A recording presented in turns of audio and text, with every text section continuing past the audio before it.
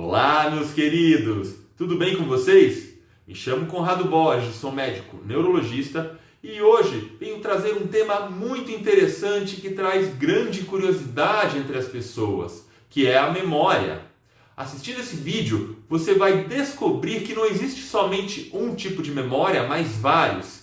E além disso, vai conseguir entender o que cada um desses tipos representa. Se você ainda não é inscrito no canal, eu quero lhe fazer um convite. Se inscreve, pois assim você vai poder continuar recebendo vídeos como esse.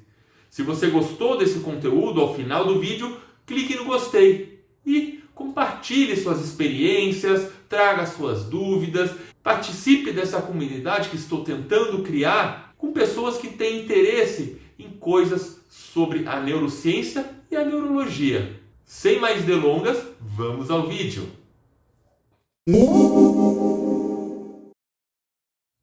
Antes de começar a falar sobre memória, eu quero te explicar o que é cognição.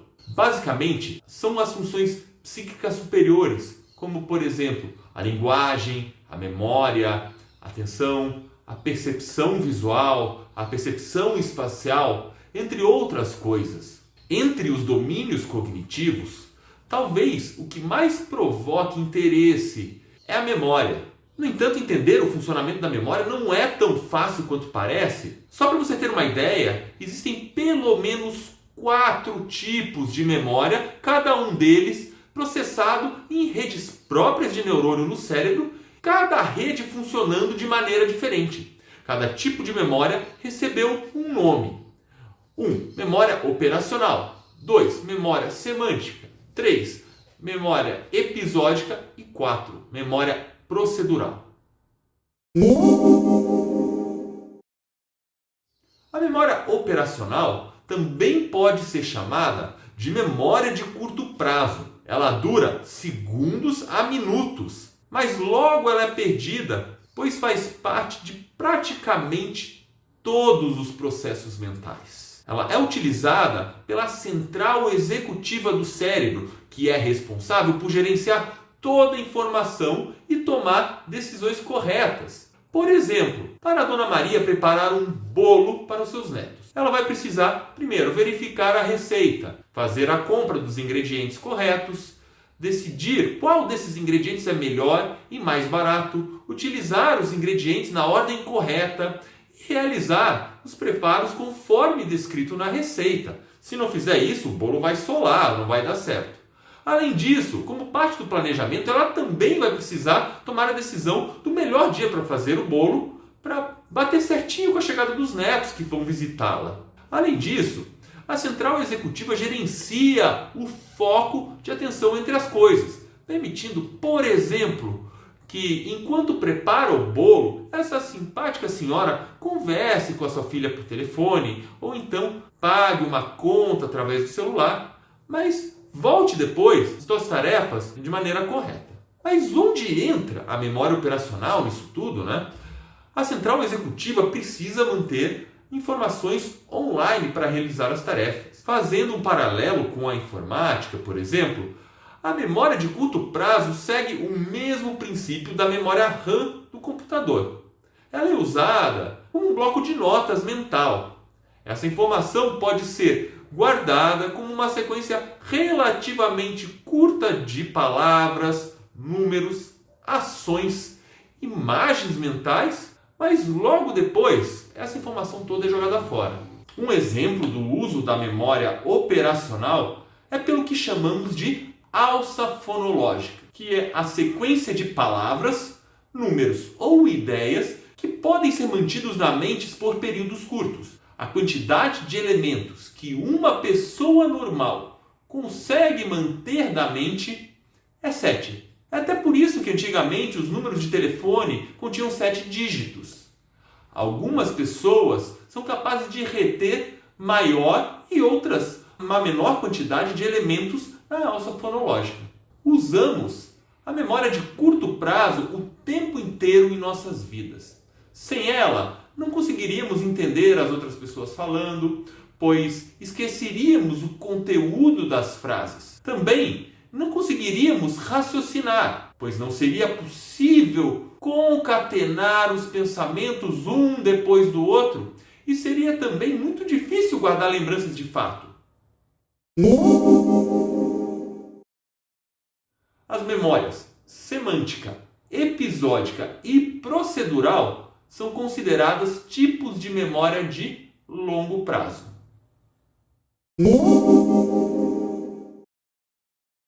A memória semântica nada mais é do que o nosso conhecimento geral sobre tudo que existe. Tudo o que vivenciamos e conhecemos ao longo das nossas vidas acaba se tornando de algum modo parte do nosso repertório de conhecimentos. Por exemplo, se eu te pedir para imaginar um cachorro, imediatamente você formará uma imagem mental de um cachorro.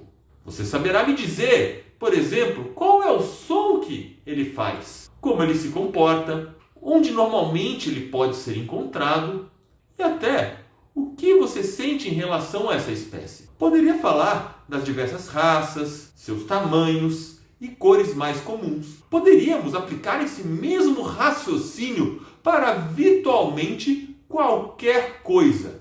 O conhecimento sobre as coisas está distribuído por redes de neurônios de várias modalidades sensoriais, como a visão, a audição, o olfato, tato, paladar e também de estados internos, como os pensamentos e as emoções. Vou voltar ao exemplo de antes. A informação que temos sobre um cachorro não se localiza na área cerebral do cachorro, mas sim ela vem de partes diferentes do cérebro responsáveis pelo processamento de cada modalidade sensorial.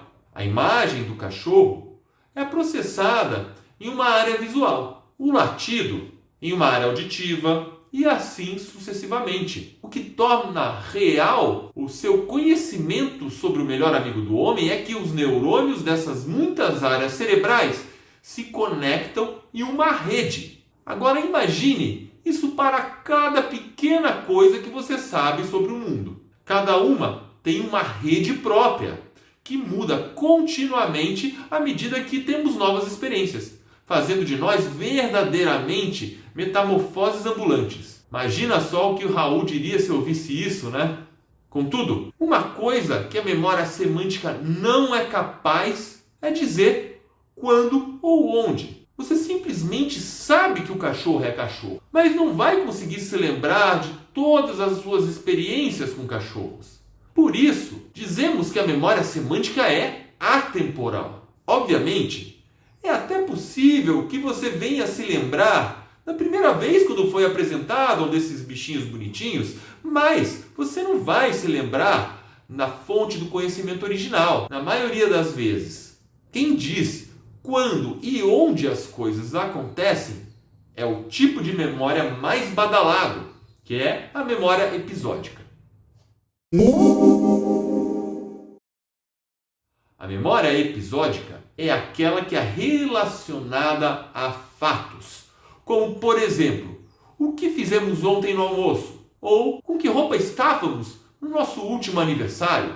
A memória episódica depende de um conjunto de estruturas cerebrais chamadas de sistema límbico e, mais especificamente, um órgão pequenininho no meio do cérebro chamado hipocampo. O sistema límbico é um circuito que recebe incansavelmente informações vindas de todo o cérebro. O hipocampo é a parte desse circuito que funciona como um processador e gravador, que ordena todas as experiências de acordo com o momento, com o lugar em que aconteceram. Essas informações são consolidadas em outras estruturas cerebrais, em um processo que demora de semanas a meses. É graças ao hipocampo que percebemos a continuidade do tempo e não somente um mosaico de informações disformes vinda de todos os lados. Isso pode ser até um pouco difícil de entender, mas felizmente o filme Meu Pai, de 2021, que foi estrelado pelo ator Anthony Hopkins, captou a essência do que ocorreria na mente de uma pessoa quando ela perde a função do hipocampo, como foi retratado nesse filme num paciente com doença de Alzheimer. Pessoas que perderam os hipocampos em cirurgia, por exemplo, não conseguem se lembrar de fatos novos. Contudo, têm poucos problemas com o conhecimento geral sobre as coisas, ou então para lembrar-se de histórias que ocorreram décadas antes. Isso é parecido com o que acontece com uma parte dos portadores da doença de Alzheimer, especialmente nas fases iniciais. E a memória procedural? Ela é o tipo de memória para as ações. Por exemplo, a habilidade que temos de andar de bicicleta ou tocar um instrumento musical podem ser entendidas como uma memória procedural. Observe que as pessoas que dominam essas habilidades não conseguem descrever com detalhes o que exatamente é necessário para executá-la. Por isso, uma outra forma de chamar a memória procedural é uma memória não declarativa. Esse assunto foi mais denso do que o que eu costumo abordar normalmente. E até por isso, eu gostaria que, se você tem alguma dúvida, leve lá nos comentários. Se você tiver alguma experiência, algum filme que você viu interessante, que fale sobre esse assunto, sobre memória, sobre perda de memória, coloque lá nos comentários para a gente poder conversar e levantar mais ideias sobre esse assunto. Se tem algum outro tema que você gostaria de saber, também ponha lá nos comentários. Se você curtiu esse conteúdo, clique nos gostei. Se ainda não é inscrito no canal, se inscreve, porque é uma ótima oportunidade para receber outros vídeos como esse. Também coloque o seu dedo lá no sininho, porque aí você vai receber notificações de cada novo vídeo que eu postar. Finalmente, compartilhe com os seus amigos e pessoas que possam se interessar por esse vídeo, pois assim você vai estar disseminando o conhecimento. Um grande abraço e até a próxima!